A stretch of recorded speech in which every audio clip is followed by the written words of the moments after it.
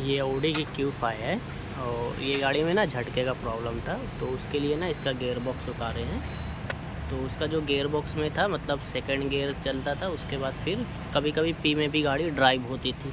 हाँ, पार्किंग नहीं होती थी। तो ये इसका मेगाट्रॉनिक है, ढाक के रखेले। मेगाट्रॉनिक ओके है।